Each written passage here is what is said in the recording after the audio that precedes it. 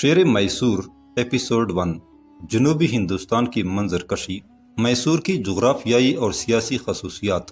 جنوب کی جانب ہندوستان ایک تکونی شکل کا حامل ہے۔ مغرب کی جانب بحیرہ عرب واقع ہے، مشرق کی جانب خلیج بنگال واقع ہے اور جنوب کی جانب بحیرہ ہند واقع ہے۔ زمین کا ایک بڑا حصہ سطح مرتفع پر مشتمل ہے جو دکن کہلاتا ہے۔ اس کی بلندی اوسط درجے کی حامل ہے، یعنی سمندر سے 1000 سے 1200 میٹر بلند ہے، لیکن ہموار سطح کئی ایک مقامات پر اونچے پہاڑوں کی حامل ہے جس کی بلندی جنوب میں 2500 میٹر ہے۔ سطح مرتفع مشرق اور مغرب کی جانب سلسلہ کھو میں گھری ہوئی ہے۔ مغرب کی جانب کا ساحلی علاقہ مالابار کہلاتا ہے، مشرقی جانب کرناٹک کہلاتا ہے، جبکہ پہاڑی سلسلہ بالترتیب مغربی اور مشرقی گھاٹ کہلاتا ہے۔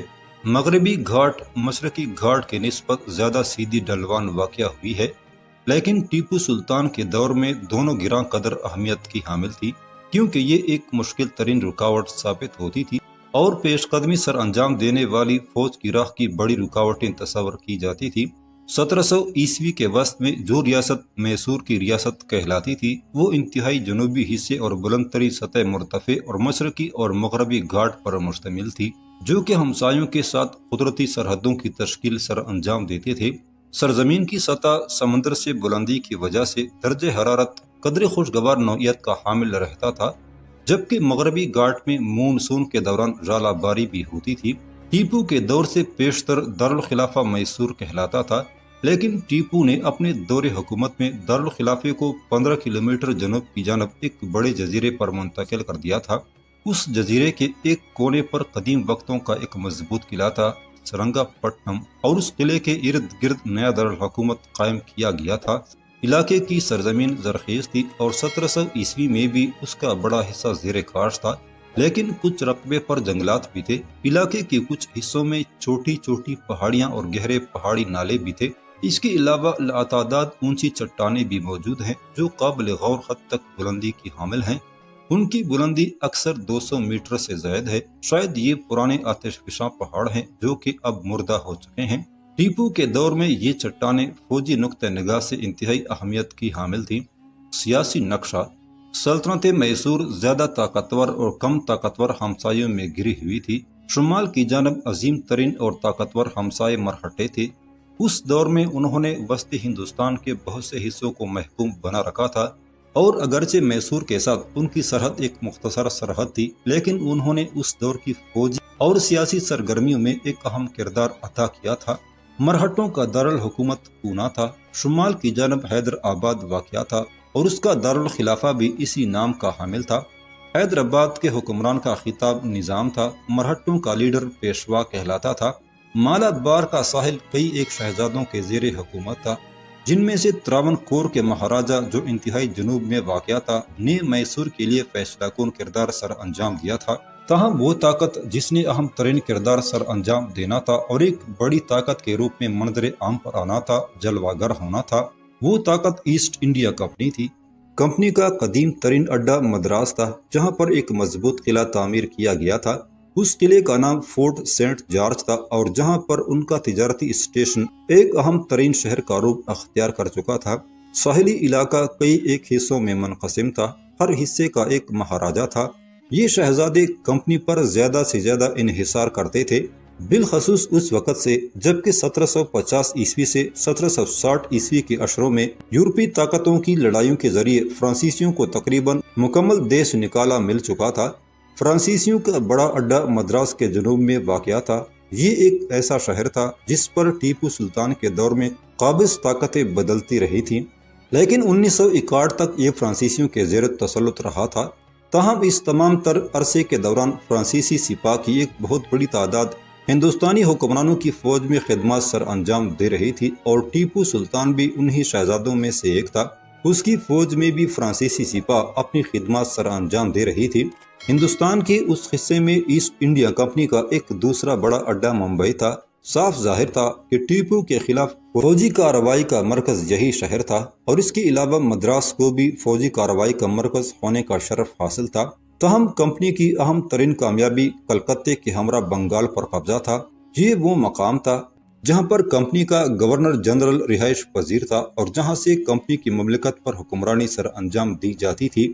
کم از کم گورنر جنرل کارن ویلس کے دور حکومت میں یعنی 1786 سے 1793 تک ہندوستان میں انگریزوں کی حصول طاقت کی داستان ایک قابل ذکر داستان ہے۔ ایسٹ انڈیا کمپنی ایک تجارتی کمپنی تھی اور اس کمپنی کو ایک سیاسی سلطنت قائم کرنے سے کوئی غرض نہ تھی۔ اس کمپنی کے اغراض و مقاصد میں محض یہ نقطہ نظر کار فرما تھا کہ منافع بخش کاروبار سر انجام دیا جائے اور حصول منافع کو یقینی بنایا جائے۔ مزید برآں لندن میں کمپنی کے بورڈ آف ڈائریکٹر نے ہندوستان میں روبہ عمل کمپنی کے حکام کو واضح ہدایت دے رکھی تھی کہ وہ ہندوستان کی سیاست میں دخل اندازی سے گریز کریں۔ تاہم کمپنی اپنے کاروباری مفادات کے تحفظ کی خاطر اور اپنے کاروبار کو دوام بخشنے کی خاطر مختلف ریاستوں کے درمیان ہونے والی سیاسی رسہ کشی میں ملوث ہو گئی تھی اور کمپنی نے فوجی یونٹ بھی تشکیل دے دیے تھے تاکہ اپنی طاقت اور قوت کا بخوبی مظاہرہ کر سکے۔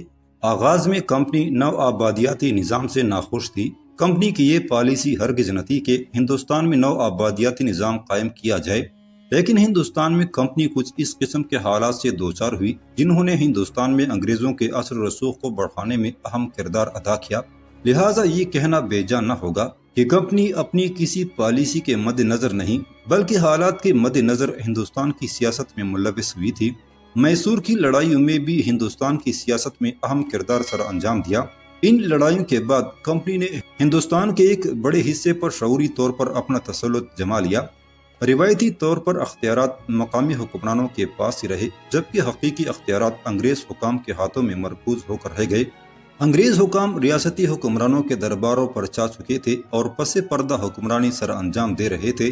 ٹیپو سلطان کو یہ اعزاز حاصل تھا کہ اس نے انگریزوں کی پس پردہ حکومت کرنے کی پالیسی کے سامنے سر تسلیم خم نہ کیا اور اس کے اس اعزاز کا اختتام ایک المیہ کی صورت میں منظر عام پر آیا۔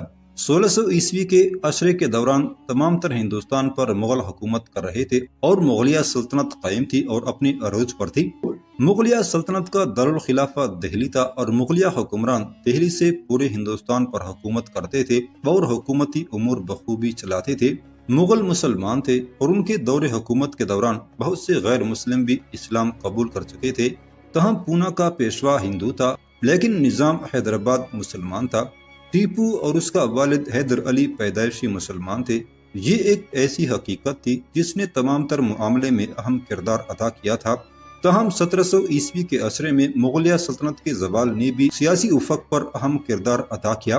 اگرچہ مقامی حکمران ہنوز سلطنت مغلیہ کی برتری اور اقتدار اعلیٰ کو تسلیم کرتے تھے لیکن عملی طور پر وہ مکمل طور پر آزاد ہو چکے تھے۔ لہٰذا مختلف حکمرانوں کے درمیان لڑائیاں اور ایک دوسرے کی مخالفت منظر عام پر آنے لگی۔ یہ ایک ایسی صورتحال تھی جسے کمپنی نے اپنے حق میں استعمال کیا اور اس سے خاطر خواہ استفادہ بھی حاصل کیا، یعنی لڑاؤ اور حکومت کرو۔ بالآخر مغل شہنشاہ بذات خود کمپنی کا وظیفہ خوار بن گیا۔ حیدر علی اور اس کے بیٹے ٹیپو سلطان کے دور حکومت کے دوران میسور نہ صرف علاقائی لحاظ سے وسعت اختیار کر چکا تھا بلکہ اس کی قدر و منزلت اور خوشحالی میں بھی گراں قدر اضافہ ہوا تھا اور اس کے ہمسائے میں واقع دیگر ریاستیں اس سے حسد کرنے لگی تھیں اور انگریز بھی اس سے خائف رہنے لگے تھے۔ وہ اس نقطہ نظر کے حامل تھے کہ ایک آزاد اور طاقتور ریاست میسور ان کے مقاصد کی تکمیل کے راہ میں ایک بڑی رکاوٹ تھی۔ ان کے اسی احساس نے انہیں میسور کی جنگوں کی جانب راغب کیا اور بالآخر وہ میسور کی آزادانہ حیثیت کو ختم کرنے میں کامیاب ہوئے۔ یہی وہ داستان ہے جس کو اس سیریز میں بیان کیا جائے گا۔ 1700 عیسوی کی دہائی کا ہندوستان۔ 20ویں صدی میں رہنے والے لوگ 1700 عیسوی کی دہائی کے ہندوستان کا بمشکل ادراک کر سکتے ہیں۔ آج کل ذرائع آمد و رفت اور ذرائع مواصلات برق رفتاری کے حامل ہیں اور دنیا کے کسی بھی حصے میں پیش آنے والے واقعات فوری طور پر تمام تر دنیا کی توجہ کا مرکز بن جاتے ہیں۔ 200 برس قبل کی زندگی ہماری آج کی زندگی سے یکسر مختلف واقع ہوئی تھی اور اس دور کے لوگوں کا طرز زندگی بھی ہمارے دور کے طرز زندگی سے یکسر مختلف واقع ہوا تھا۔ ذرائع آمد و رفت محدود تھے، ذرائع مواصلات محدود تھے، سفر خشکی کے راستے طے کیا جاتا تھا یا پھر سمندر کے راستے طے کیا جاتا تھا۔ سمندر کا سفر موسم کا مرہون منت تھا، یہ سفر موسم کے تابع تھا۔ اس کے علاوہ اس سفر میں ہوا کو کافی عمل دخل حاصل تھا۔ وہ انگریز جو ایسٹ انڈیا کمپنی کی ملازمت اختیار کرتے تھے وہ اپنے مادر وطن سے مکمل طور پر جدا ہو جاتے تھے۔ ان کو اپنے مادر وطن تا کلکتہ بحری سفر طے کرنے کے لیے 5 یا 6 ماہ درکار ہوتے تھے، اور ڈاک بھی اتنے ہی عرصے میں ایک مقام سے دوسرے مقام تک پہنچتی تھی۔ ایک انگریز کے لیے یہ ضروری ہوتا تھا کہ وہ اپنے خط کے جواب کے لیے کم از کم 1 برس تک انتظار کرے۔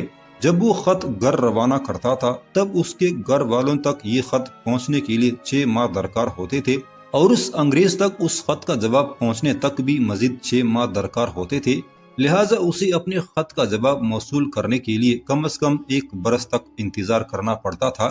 یہی وجہ تھی کہ اہم ترین اور نازک ترین معاملات کے ضمن میں بھی کمپنی کے نمائندے لندن سے اپنے بورڈ آف ڈائریکٹر کی ہدایت کا انتظار نہیں کر سکتے تھے، کیونکہ ہدایات کے حصول کی خاطر انہیں کم از کم 1 برس تک انتظار کی زحمت اٹھانا پڑتی تھی۔ اور یہ بھی ایک اہم وجہ تھی جس نے ہندوستان میں برطانوی راج قائم کرنے میں اہم کردار ادا کیا تھا۔ گورنر آزادانہ طور پر روبہ عمل رہتا تھا اور کسی بھی صورتحال کی تکمیل کے بعد لندن میں اپنے بورڈ کو مطلع کرتا تھا۔ پہلے میسور اور انگریزوں کے درمیان لڑی جانے والی میسور کی چوتھی لڑائی فروری 1799 میں شروع ہوئی تھی اور اسی برس مئی کے مہینے میں اپنے اختتام کو پہنچی تھی۔ یہ لڑائی ٹیپو سلطان اور اس کی سلطنت کے زوال کا باعث ثابت ہوئی تھی۔ لندن میں بورڈ اس اہم ترین واقعہ کے بارے میں کچھ نہیں جانتا تھا اور اس لڑائی سے قطعی طور پر لا علم تھا، حتیٰ کہ اسی برس ماہ اکتوبر میں گورنر ویزلے کی اس لڑائی کے بارے میں رپورٹ لندن میں موصول ہوئی۔ اس وقت تک امن و امان بھی بحال ہو چکا تھا اور جنوبی ہندوستان میں ایک نیا سیاسی آرڈر بھی منظر عام پر آ چکا تھا۔ بورڈ اس کامیابی پر محض مشکور ہونے کے سوا کچھ بھی نہ کر سکتا تھا، لہٰذا بورڈ نے تشکرانہ انداز میں اس کامیابی کو تسلیم کر لیا۔ ٹیپو سلطان نے اپنے سفارتکار فرانس کی جانب روانہ کیے تھے تاکہ اہل فرانس کا مزید تعاون حاصل کر سکے۔ ان سفارتکاروں نے جولائی 1787 میں اپنے سفر کا آغاز کیا تھا اور تقریباً 1 برس تک سفر طے کرنے کے بعد وہ فرانس کے ساحل پر پہنچنے میں کامیاب ہوئے تھے۔ ابھی انہیں پیرس تک کا سفر بھی سر انجام دینا تھا۔ اس سفر میں بھی 5 ماہ صرف ہوئے تھے اور 10 اگست 1788 کو وہ فرانس کے اعلیٰ حکام سے ملاقات کرنے میں کامیاب ہوئے تھے۔ ان کا واپسی کا سفر اکتوبر 1788 تا مئی 1789 تک جاری رہا، لہٰذا یہ سفارتکار 2 برس کے عرصے کے بعد واپس ٹیپو سلطان تک رسائی حاصل کرنے میں کامیاب ہوئے تھے۔ ان کے گھر پہنچنے کے بعد انقلاب فرانس منظر عام پر آ گیا، تاہم ہندوستان میں انقلاب فرانس کے بارے میں کوئی نہیں جانتا تھا۔ پیرس میں برپا ہونے والے انقلاب کے بارے میں ہندوستانی حکام لا علم تھے۔ ان کو 1789 کے موسم خزاں کے آخر میں اس انقلاب کے بارے میں خبر ہوئی تھی۔ ٹیپو سلطان اس امر کو بخوبی سمجھ چکا تھا کہ اب فرانس کی مدد کا حصول ناممکن تھا۔ ٹیپو سلطان کئی ایک لحاظ سے اپنے دور سے بہت آگے تھا۔ مواصلات کے میدان میں بھی اسے سبقت حاصل تھی۔ اس نے قاصد کبوتروں کا انتظام کر رکھا تھا۔ وہ دارالخلافے سے دیگر مقامات تک پیغام رسانی کا فریضہ سر انجام دیتے تھے۔ ایک تیز ترین گھڑ سوار دارالخلافہ سے مطلوبہ مقام تک جو پیغام 4 دن میں پہنچتا تھا، وہی پیغام یہ قاصد کبوتر محض 8 گھنٹوں میں مطلوبہ مقام تک پہنچا دیتے تھے۔ ٹیپو سلطان نے یہ کوشش بھی سر انجام دی تھی کہ وہ ان قاصد کبوتروں کی وساطت سے اپنے فوجی قلعوں کے ساتھ رابطے میں رہے، لیکن قاصد کبوتروں کی خدمات نہ صرف غیر یقینی کا شکار تھیں بلکہ بے قاعدگی کا بھی شکار تھیں۔ 1700 عیسوی کی دہائی میں لڑی جانے والی لڑائیوں کی صورتحال ٹیپو سلطان کے دور کی داستان کئی ایک لڑائیوں سے بھی مزین ہے۔ اس داستان میں کئی ایک فوجی مہمات بھی شامل ہیں، لہٰذا یہ ایک بہتر طرز عمل ہوگا کہ ان دنوں لڑی جانے والی لڑائیوں کی صورتحال پر کچھ روشنی ڈالی جائے۔ ٹیپو سلطان کے دور میں لڑی جانے والی لڑائیوں کی صورتحال کچھ یوں تھی کہ یہ لڑائیاں جنرل سروے اور مواصلاتی روابط کی حامل نہ تھی۔ دشمن کی نقل و حرکت کی اکثر اوقات قطعاً کوئی خبر نہ ہوتی تھی اور دشمن کی چال ڈھال اور کارروائی کے بارے میں کچھ علم نہ ہوتا تھا، بالخصوص اس وقت جب وہ قدرے نزدیک پہنچ چکا ہوتا تھا۔ کمانڈنگ آفیسر کو گھڑ سوار اسکاؤٹوں کی رپورٹوں پر انحصار کرنا پڑتا تھا اور اکثر اوقات یہ اسکاؤٹ دشمن کے ہتھے چھڑ جاتے تھے، اور یہی حال ان قاصدوں کا بھی ہوتا تھا جو احکامات ایک جگہ سے دوسری جگہ پہنچانے پر مامور ہوتے تھے یا مختلف رپورٹیں ایک جگہ سے دوسری جگہ پہنچانے پر مامور ہوتے تھے۔ اس دور کی جنگ کی تاریخ اچانک حملوں کی حیران کن مثالیں بھی پیش کرتی ہیں، اور ایسے حملے عام طور پر کامیابی سے ہمکنار ہوتے تھے۔ اگرچہ افواج کی پیش قدمی کی رفتار انتہائی سست ہوتی تھی، اس دور میں جدید اسلحہ موجود نہ تھا، لڑائیاں بندوقوں سے لڑی جاتی تھی، یہ بندوقیں زیادہ سے زیادہ 50 میٹر تک مار کرتی تھی اور 10 بدس جنگ بھی عام تھی۔ لڑائی جلد ہی 10 بدس لڑائی کی صورت اختیار کر جاتی تھی۔ 10 بدس لڑائی میں سنگینیں اہم کردار سر انجام دیتی تھی۔ مختلف اقسام کی تلواریں بھی لڑائی میں استعمال ہوتی تھیں۔ گھڑ سوار دستے فوج کا ایک اہم حصہ تصور کیے جاتے تھے، اگرچہ یہ دستے بندوقوں سے بھی مسلح ہوتے تھے، لیکن ان کا اہم ہتھیار تلوار ہوتا تھا۔ ہلکی توپیں بھی جنگ میں اہم کردار ادا کرتی تھی، ان کے گھوڑے 9 پاؤنڈ یا 18 پاؤنڈ وزنی ہوتے تھے۔ یہ توپیں 1000 میٹر تک مار کرنے کی صلاحیت کی حامل تھیں۔ توپ خانہ محاصرے کے دوران بھی اہم کردار ادا کرتا تھا۔ توپ خانے کے ذریعے دشمن کے قلعے میں شگاف ڈالے جاتے تھے، ان شگافوں کے ذریعے پیدل فوج قلعے کے اندر گھس جاتی تھی۔ یورپی توپ خانہ ہندوستانی توپ خانے کے مقابلے میں برتر حیثیت کا حامل تھا۔ یورپی توپ خانے کا نہ صرف معیار اور اسلحہ برتر حیثیت کا حامل تھا، بلکہ اہل یورپ توپ خانے کے استعمال میں بھی زیادہ مہارت کے حامل تھے۔